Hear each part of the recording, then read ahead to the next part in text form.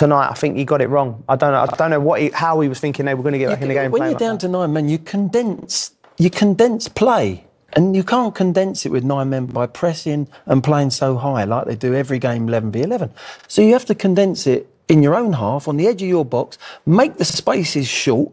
If you hit them on the break, you hit them on the break, and then decide maybe if you're 2-1 down, with 10 minutes, you can play like that maybe for 10 minutes. And then send people, and you try and play set plays, try and break the game up. They nearly scored from 2 set plays. Dyer got a fantastic Well, Dyer had it in the back of the net. Yeah. But then what about this for Son? At 2-1, when he went through with 9 men. I know, big chance, a really big chance. On his left foot, we know how lethal he is with his left foot, and it's a bit of a counter-attack. This is what Spurs should have been playing for. You're hoping for a bit of magic, an individual bit of brilliance. Doesn't quite catch it exactly how he wants, not quite in the corner, but it's a very good save and it's a big chance. But that's what you're hoping for as a Spurs fan, as a Spurs player. And then you're under the cosh. 24 seconds later, the game was over. Yeah, and that high line again. Yeah, I mean, going back to what Glenn said, about the way that they play with that high line. Look, when you're down to 9 men, you're going to have to defend. You've got a back 4. All right, and they're going to have such a difficult job, even if you defend on the back of your goal. But doing what they're doing now for this goal again, look at them, they're all sprinting back. How many times did that? Look, they're exhausted. They've had 111 minutes, however long the game was, and they've had to do probably 20 unnecessary sprints back towards their own goal. This could have been 7 or 8 at this point. And I don't blame the players. I think they give everything. And one thing I would say, they back in their manager, because they did it, even though. I think they'll be questioning them though. In that dressing room, in the shower, chatting, they'll go, did we really have to play like that with 9 men? The manager didn't change it. Look, Ange's done a fantastic job, don't get me wrong. But you've got to condense the space. And plus, it's not the normal back 4. You've got Højbjerg going back second half as a centre-back, and you've got Dyer, who hasn't kicked the ball all season. And they're asked to, I felt sorry for them, they're asked to be on the halfway line and sprint back in and cope with them type of balls, time and time again. It just didn't make sense to me. OK, well, let's see what the Tottenham manager, beaten for the first time in the Premier League as the Tottenham manager, makes of it all. Well, and you said there'd be bumps in the road, and sure enough tonight there was one. But in all your time in football, have you ever known anything quite like that? Yeah, look, it's hard. It's pretty hard to process because it's almost impossible to kind of analyse the game because, it just seemed to get out of control through large parts of it. And, you're left obviously disappointed with the result, but just really proud of the players' efforts, that they gave everything, and I guess that's a positive we'll take out of it. Yeah, how big an effort was it from the guys who stayed on the pitch and the ones you brought on? How heroic? Yeah, I mean, we were very, very close to getting an equaliser a couple of times, and it shows the spirit and character, which, to be fair to the lads, they've shown that from day one. We've had all sorts of challenges to overcome, just a bridge too far today. You said in your first answer the game got out of control after a brilliant maybe first 15 minutes. Why did it get out of control? Yeah, like I said, it's hard for me to process. I thought we started really well. Scored a great goal, inches away from another one, and called offside. And I thought game was going as we wanted it to. And then obviously, the red card sort of affected the game. And then, like I said, it just seemed to. I don't know. I felt like I was standing around waiting for things to happen most of the game, with VAR intervention, and it just felt like, a lot of standing around. Was it about VAR? Yeah, I think it's killing the game. It's becoming almost like an NFL game, stop-start. Today there was so many incidences, but every game seems to be around VAR decisions. And it's not VAR all the time, it's the rules of the game. There's a load of things we could go a deep dive into here about offsides and things like that. But at the moment, 21 minutes of extra time we've played because we're waiting for VAR. Which is why we're almost running out of time. Yes. Very quickly, I mean, aside from all that, Chelsea's win, can they push on from here now under Mauricio Pochettino? Yes. Like I said before the game, this means, in my mind, that the game against Brentford, which they got turned over at Stamford Bridge was a blip in what is otherwise has been very promising signs. I've seen a bit of them promising signs tonight. Ultimately, they got over the line and won the game against their biggest rivals. Gentlemen, thanks for your company. And he's been an absolute revelation since he come to Tottenham, the goalkeeper. And you couldn't help it that at some stage he was almost willing Tottenham on. So with 9 men to try and sort of hang on and maybe nick something at the end, because it would have just been bizarre. But the way Pochettino said them, I was actually looking at it thinking, and we're looking at it again, but I was thinking, I hope Franco Baresi and Arrigo Sacchi watch this or see this. I've never seen anything like, I've never seen AC Milan push up that high with 11 men. These with 9 men, it's something I've never seen. But it was absolutely a brilliant watch. We'll get there in the end through everything, but really we have to also reflect on what was a really good start for Spurs. It looked that Chelsea were all at sea for those opening moments that saw Spurs get themselves in front. Absolutely. What we're looking at here is Kulusevski goals, calm from the defence, they're playing out from the back, and I think Chelsea were finding it difficult to press it in these moments. You see Maddison manipulating ball, great ball across the pitch. He's got his ball under control here and he's played it out to Kulusevski. And now he's in that one-on-one position where it's like, when am I cutting inside? He's whipped it inside, took a deflection while he took the shot, and of course it was a goal in the end. And as you see here, I was talking about those passes in between the lines. Chelsea just found that so difficult to deal with. It was like, what's going on here? Like, there's bodies going around everywhere. But they kind of calmed down as the game got on. Their press was actually improving as the game went on, and I think they started to nick a few balls here or there, and they were getting in. And then the game got crazy after that. Cole Palmer said, didn't he, that they were late to the second balls. And we sort of always look, in a game like that, we look for what changed, what happened that was different. And I think the only thing we can find, really, is the Udogie challenge, which might have been a red. He got a yellow card for it, but it just seemed to spark that reaction. I mean, a ridiculous challenge. I mean, Spurs was so far ahead of Chelsea. I thought the game was going to end up 3 or 4-0 to Tottenham. I really did. I mean, to put in a challenge like that, he's a lucky boy.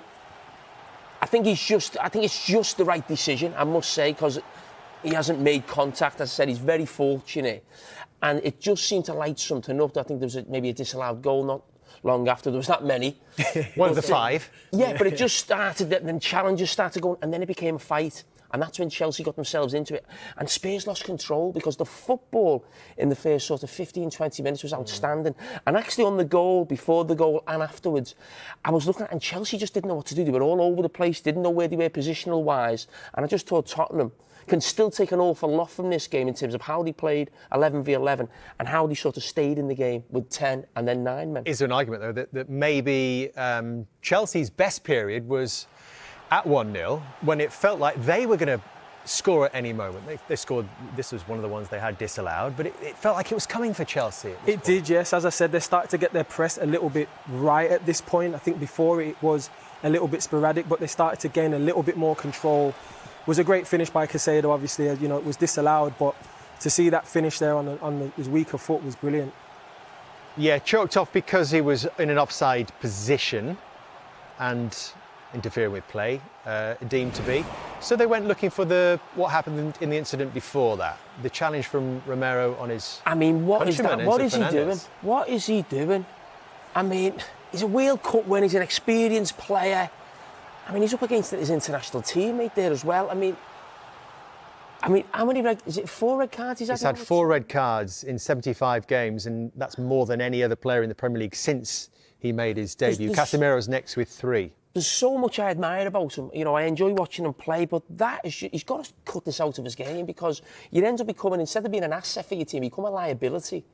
And he's on sort of that borderline now because, as I said, there's a lot to like about him as a defender, but he crosses the line far too often. He's cost his team the game tonight. If the goal had been allowed, if they'd said, no, it's fine, it's not offside, it's not interfering, it's 1-1, is there a school of thought that perhaps VAR would not have gone back to look at the challenge?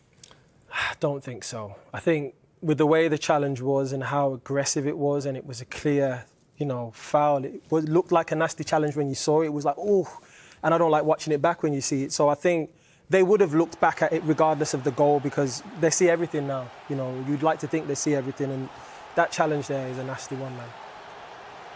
It is a real interesting one. We'll never know, but the fact that ball would have, gone in, the referee hasn't blew when it's happened. So the fact the referee didn't give the decision on the pitch, it's then gone into the back of the net. I think there's probably a good chance they just say it's a goal. You know, we sort of almost get on with the game. If, you know, Fernandes is okay and we get on with it. He was in a fantastic position. Michael Oliver right on top of the incident when it happened, but it was ultimately the VAR check that decided it was a red card offence at second look. And Cole Palmer is making a bit of a name for himself with these penalties, isn't he? Yes, indeed. Like I said before, ice baby. Got the run up, the power from the shot takes it into the back of the net. You know what I mean? It was more about the pace of the shot than anything else. The keeper got his fingertips to it, but it was a good penalty. Do you think at half-time there would have been a conversation in both dressing rooms about the paramount need not to lose another player? Yeah, and you saw that from the change that was made from Pochettino half-time, you know, bringing Cucurella on for Colwill at left-back. He had to do that. I mean, some of the things Chelsea's players got involved in at times when, you know, they had the extra man. But Spurs kept their left-back on the pitch. Yeah, he kept him on, but you think, how are they sort of in this position again, where he finds himself in a position where he makes that challenge again? Why is he going into it? Absolutely ridiculous. I mean, that's just daft, absolutely daft. And he knows straight away. And then this tactic, which I think has enthralled everybody watching tonight. It's almost like cat and mouse game that developed. This high line with 9 men. Can you explain the coaching principles behind this, Jamie? Tottenham play with a high line. I've seen it all season, especially at Crystal Palace when I watched them last Friday. And yet we're 11 men, because you've got men in front who can put pressure on the ball, you win the ball high. And listen, this is nothing just for Tottenham, this is lots of teams. You see Liverpool do it, you see Aston Villa do it quite a lot.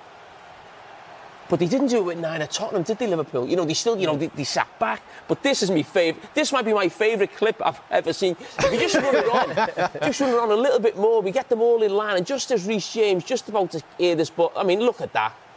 And we just stop at that. I mean, that is just absolutely... You actually felt for Eric Dyer, who has barely played a game all season. Now he's in a sprint race every few minutes with Nicholas Jackson. So that's a back 7. They've only got 9 men. They've got a back 7, you know. Let me take it the flip side of that. From an attacking principle, what is the key to getting through a high line like that? It's those deeper runs. So you look, that one there's Cucurella, or it's about patience, combinations, in the wide positions to pull someone out, and then you make that darting run, or you're making the defence splitting passes into Jackson through the middle. So there was a lot of space there, and Chelsea were trying to figure out, how can we break this down? They started to figure it out later on, but once they were running through, there was a lot of indecisive energy. You know what I mean? What I want to ask you about there is, because it looks so simple. When you actually think about it, you never play against that, do you? That sort of line like that, where it's almost like you don't know when to go. Yeah. Is that almost the problem? Because you're just not used to it, to time and run like that?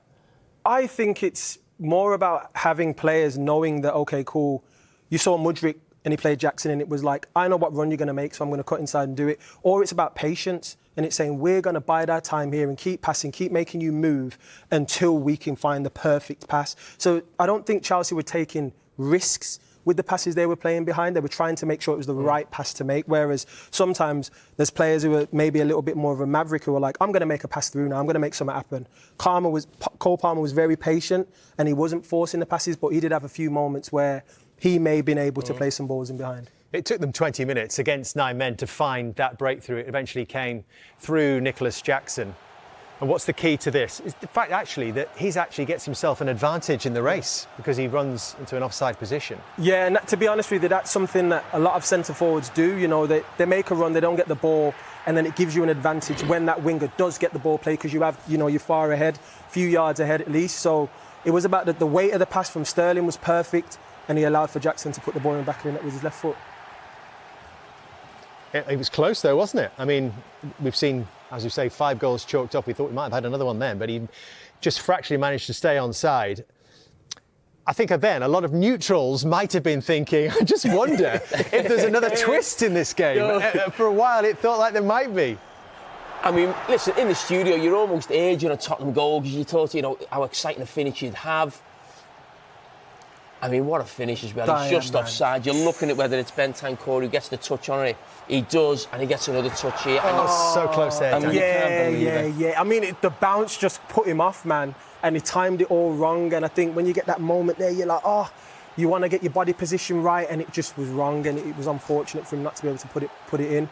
And you see here now his son, and now he's manipulating the ball, gone past the defender with the left foot. It's a good save from the goalkeeper.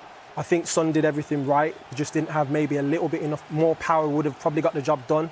but the goalkeeper made a good save. What a story that would have been for Heung-min Son, but it's still a remarkable night. And don't forget, there's also the fact of Mauricio Pochettino going back to his former club for the first time as well.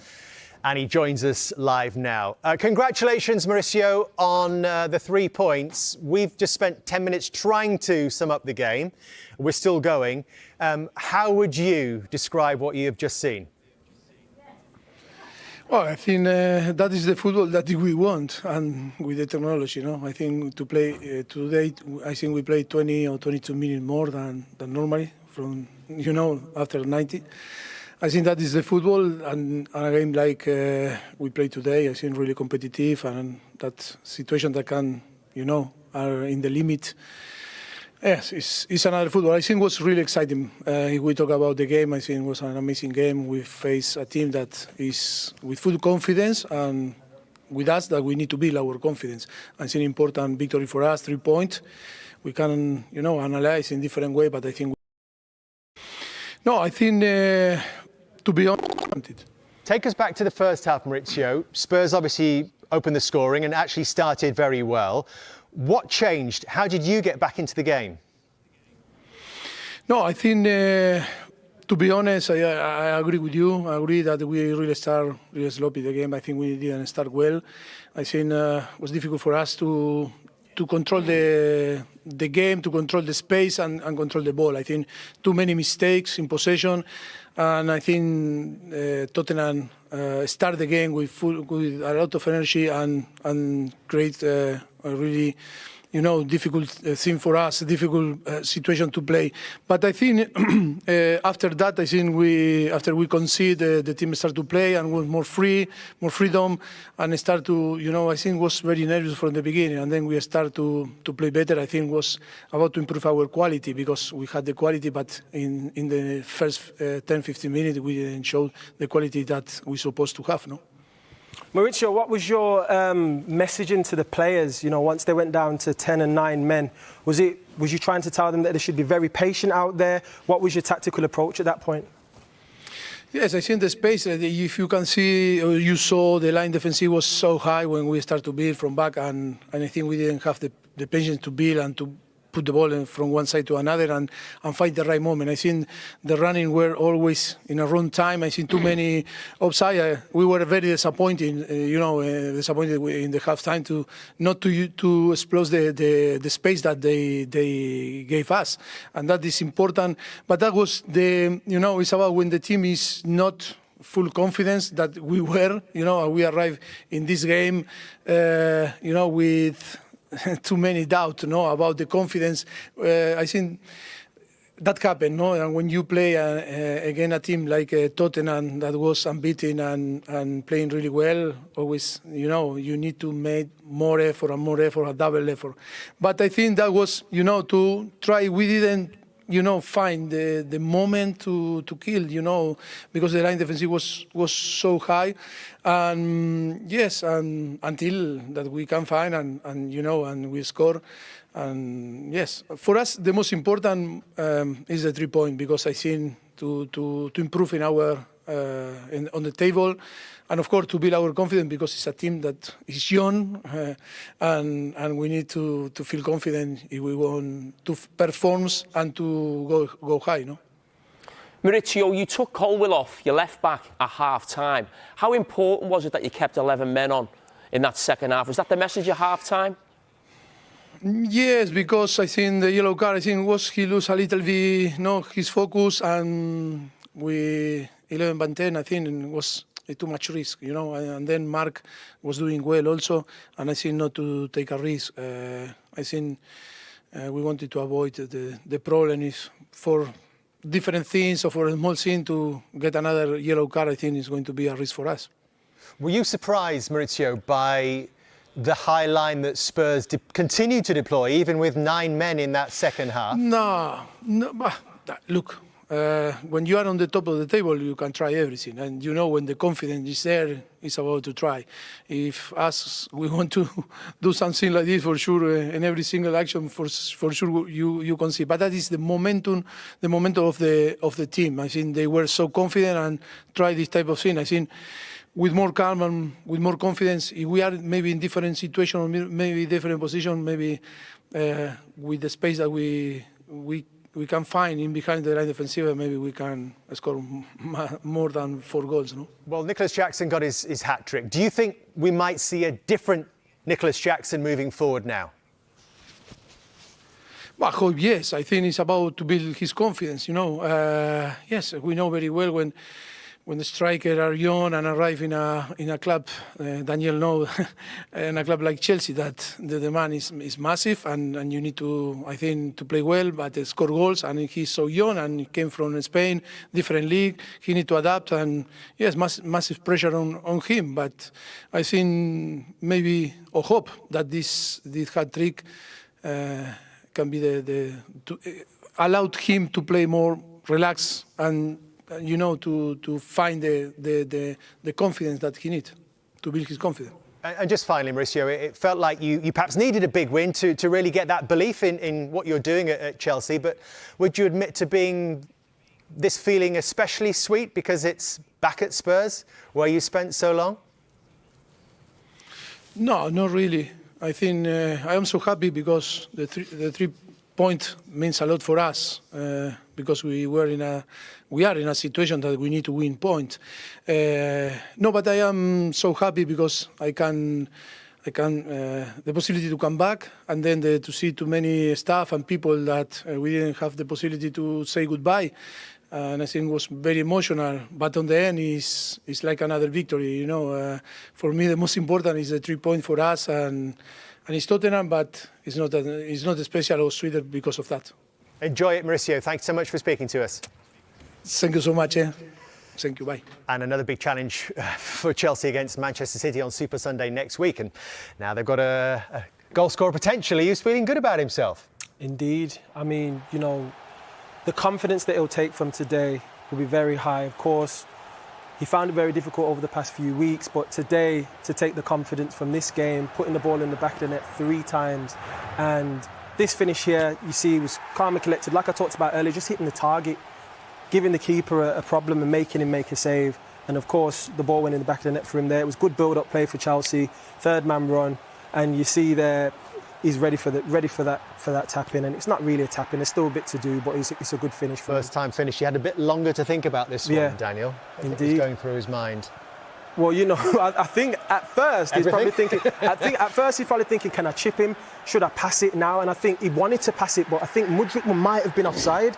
So he's kind of almost tried to pass it and faked it a little bit, and the keeper's fouled down. He sat him down, he's gone round him, and put the ball in the empty onion bag. That's what it's all about. We love to see it. We love to see it. Well, Spurs have been beaten for the first time this season, but they didn't half give it a go. Down to 10 men and even down to 9 men. They had their chances. Eric Dyer had the ball in the back of the net, but it was chalked off. And Ange Postecoglou tasting defeat in the Premier League for the first time as Spurs manager. Here he is now with Patrick Davison. Well, Ange, you said there'd be bumps in the road, and sure enough tonight there was one. But in all your time in football, have you ever known anything quite like that? Yeah, look, it's hard. It's pretty hard to process because it's almost impossible to kind of analyse the game because, it just seemed to get out of control through large parts of it, and you're left obviously disappointed with the result, but just really proud of the players' efforts. That they gave everything, and I guess that's a positive we'll take out of it. Yeah, how big an effort was it from the guys who stayed on the pitch and the ones you brought on? How heroic? Yeah, I mean, we're very, very close to getting an equaliser a couple of times, and it shows the spirit and character, which, to be fair to the lads, they've shown that from day one. We've had all sorts of challenges to overcome, just a bridge too far today. You said in your first answer the game got out of control after a brilliant, maybe first 15 minutes. Why did it get out of control? Yeah, like I said, it's hard for me to process. I thought we started really well. Scored a great goal, inches away from another one, and called offside. And I thought game was going as we wanted it to. And then obviously, the red card sort of affected the game. And then like I said it just seemed to, I don't know. I felt like I was standing around waiting for things to happen most of the game, with VAR intervention, and it just felt like, a lot of standing around. Any mileage in the idea that it gets out of control after that first doggy tackle on Sterling? It almost becomes a battle at a different kind of football match after that? I don't know. It's hard to say. Like, you may see it that way. I mean, because, you're not sort of invested in it. I am, so you kind of ride with the emotions. I didn't think there was anything in that tackle that was anything worse than a few others that I saw, and, seemed to,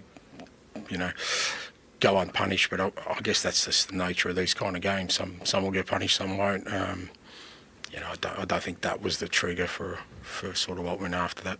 Okay. What do you make of the Romero red and the penalty? What do I make of it? I mean, they've obviously had a good look at it, and they're given it, so got to accept it. So maybe I'm reading too much into it, but is your issue not so much with any particular decision or any particular card, but more the effect, the big impact VAR has on a football match? You mentioned, plenty of standing around, and people at home know, but people in the stadium have no idea what's going on a lot of the time. It doesn't matter whether you got any idea. I've said it before, but some of it's self-inflicted, because if we're going to go out there and complain about decisions every week, what's going to happen is what happened today. There'll be forensic sort of study of every decision that goes on out there, and I just think that's the way the game's going. I don't like it, but you know what? I could be a lone voice. I keep being told that that's the way forward. But I just, when you look at how much standing around we had to do today, I don't know. Maybe people enjoy that kind of thing. I don't. I'd rather see us playing football. But just to push you a little bit, any complaints at all about the Romero red or the Udogie red? No, I've already said that, that's whatever decision they've made. At some point, we've got to accept the referee's decision. That's how I grew up. Yeah. And I keep saying that, and I said that last time. This constant erosion of referees' authorities, well, this is where the game's going to get. They're not going to have any authority, and it's going to get diminished. And we're going to be in the control of somebody a few miles away watching a TV screen. So, decision's a decision. You either accept it or you don't. I've always been in the camp. You accept it. Trust me, in 26 years, I've had plenty of bad ones. I've had plenty that have fallen in my favour. It is what it is. Okay. Tactically, then, when you go down to 10 and then 9, I mean, almost every team we see that low block, look for something on the break. You didn't do that. The high line stayed at 10. It stayed at 9. What's the thinking there? It's just who we are, mate. It's just who we are. It's who we're going to be till as long as I'm here. But that doesn't change. It doesn't get compromised at 10 or 9 men. Obviously not. We'll go down to 5 men, mate. We'll have a crack. Thank you very much, Ange. Thanks, mate. Thank you. Thanks for that. There, in a nutshell, is the Postecoglou strategy. Down to 5 men, we will still have a crack. What do you make of that? Brilliant. Loved it. Loved watching it. Was intrigued right throughout the game, watching it. Being a defender myself. And it was a fascinating watch. Never really seen something like that before. The normal way you'd always defend with 10 men or 9 men would be get people behind the ball, try and make it difficult, try and make the team cross it, you maybe have your numbers there. To see a team play like that, I thought it was fascinating. I thought it was brilliant. And hopefully one day they do go down to 5 men and let's have a look at it. Well, his big frustration seemed to be the amount of time he was standing around waiting. There was the stoppages. And perhaps he does have a point. In that first half, which was 55, 56 minutes in length, the ball was in play for 23 minutes. It's a short amount of time. I mean, look, in the end, I think he's made it quite clear that he's accepting decisions that are being made, and he wants the game to flow. He wants the teams to be able to play football. We don't want to see football in the hands of VAR and all those types of things. I think we want to see exciting games of football, and tonight was one of those. The whole debacle of all the decisions, I think, made it more of a tantalising affair. But you can see he's upset about the result, and clearly the decisions, he accepted them, but he weren't happy about them, I don't think. That man's had a lot of credit since he come in, and it's almost that feeling, if you're not a Spurs fan, is let's see what it's like when his team lose a few games or they're on the back of bad decisions. That was still a brilliant interview in terms of his feeling on VAR, in terms of how he'd still set his team up. So I think a lot of people were waiting for that reaction when his team had a bad one, but it was still a brilliant interview. And moving forward, there can be no doubt in the Spurs dressing room about what their manager wants from them. Absolutely not. And I love his aura. You know, I think he has that supreme confidence in his tactics and in his players. And you can see that even in his interviews, he's just like, look, we're going to go for it. And he's transparent and clear about his intentions. And I love that about his management style. All right.